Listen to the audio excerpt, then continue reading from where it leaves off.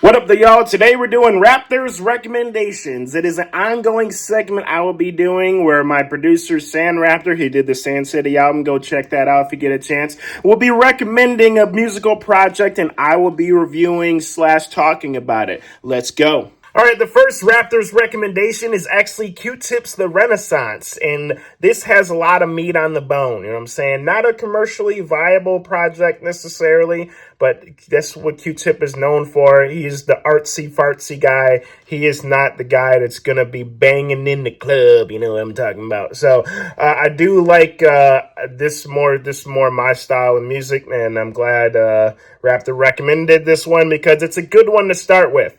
So this is almost entirely produced by Qtip with a drum machine, I imagine, because his head on the album is a literal drum machine. So I'm assuming he used that drum machine to make the whole thing, which listening to the beats, you can kind of hear that. And I almost imagine how he made the beats as I'm listening to the beats, because there is a focus on the music here. It is not something that is like, okay, here's random beats and we're going to do some lyrical stuff over it, focus on the lyrics. No, it is a musical project that is, you listen equally to both the beats and the music and the lyrics as well. I love that about it. It is, sometimes I would say the mixing is a little bit underwhelming, I would say, because I feel like the vocals are a little low and the beats are a little up there, you know, and it could use a little bit more balancing in terms of so I could hear all the vocals, especially in the early half of the album. But I loved it. I thought it was really good, and this brought back memories of me listening to it when it came out. But I didn't dive into it fully, and now I regret that because this album from Qtip is better than any of the Tribe albums, in my opinion. Don't kill me, all right? Don't go straight to the comment section and be like, Mo, you don't know hip-hop. No, I'm just saying, listen to it. It is Tribe Called Quest styled music at its best, at its peak. In my opinion, this is better than any of the Tribe albums. I mean, maybe I'm crazy. I love Tribe Called Quest. I say that to say how good it is. You know what I'm saying? I love this. It features D'Angelo, Nora Jones, Raphael Sadiq, and Amanda Diva. And Amanda Diva is fire, boy. If you ever check out her, because she's got some spoken word joints that are just very thought-provoking, you know what I'm saying? Raphael Sadiq is known for being producers for other artists, and he's been a part of the game for a while as well. Nora Jones was actually a part of my favorite song on this project, Life is Better. Oh, my favorite song might be Believe. It's either Life is Better or Believe. One of those two is my favorite. But Nora Jones has a wonderful song with Qtip on here. And D'Angelo does this thing too, but I mean, I was more focused on the others, I'm not going to lie. But I love what is being done here on this project. I can tell that this was a project more of a love for Qtip than anything else, you know. It wasn't something that he just put out without thinking about it.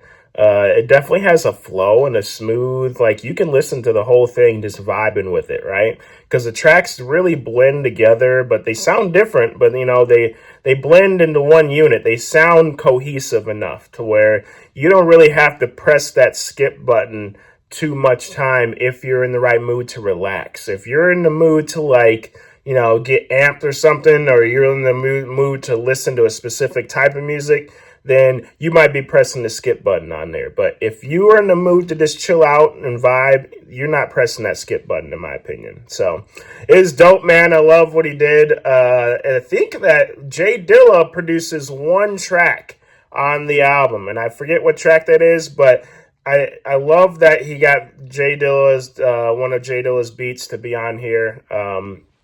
This is probably closer to the time around when Jay Dilla passed.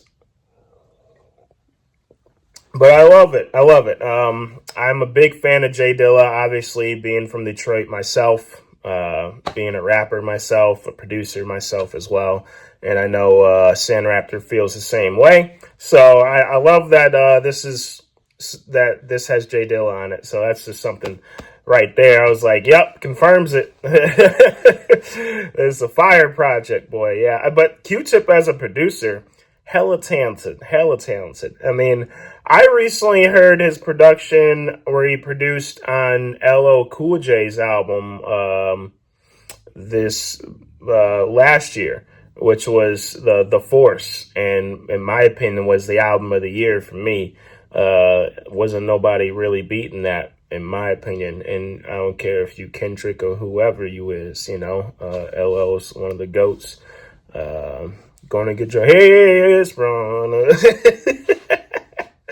I like making fun of LL, but I like Q-Tip's production. He's definitely got the right vibes for the for what he's trying to do. And of course, people who self-produce, I think people underestimate how hard it is to self-produce your album. They look at it as, oh, you're a producer, you make beats, so you just took 12 year beats and then you rapped over them like no problem. No, you had to mix and master the beat, listen to it over and over again, get the beat right. Then you had to make the song. Mix and master the song, listen to it over and over again, get the song right.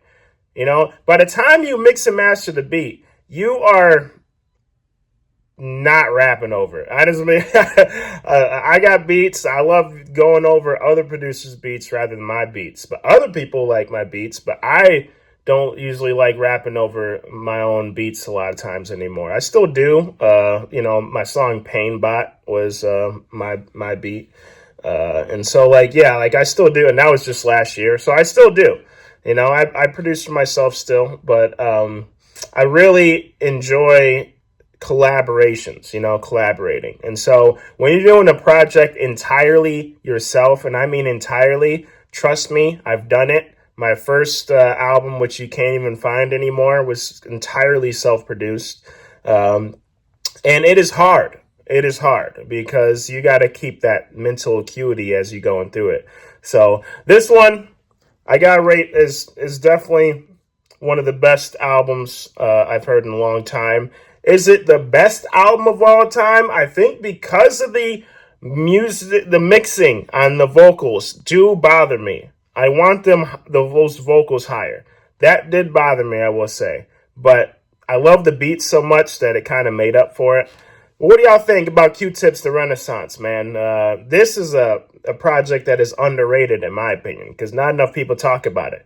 I mean, his labels have pushed out his projects. I mean, not pushed them out, pushed them to the side because they weren't commercially viable before. So this is something where it's like they were willing to push this out. But like his past two projects before that, he tried to release, and they weren't doing it because it didn't have no bangers on it. It didn't have no commercialism on it. It didn't, which I love about Q-Tip. He's a legend just for that.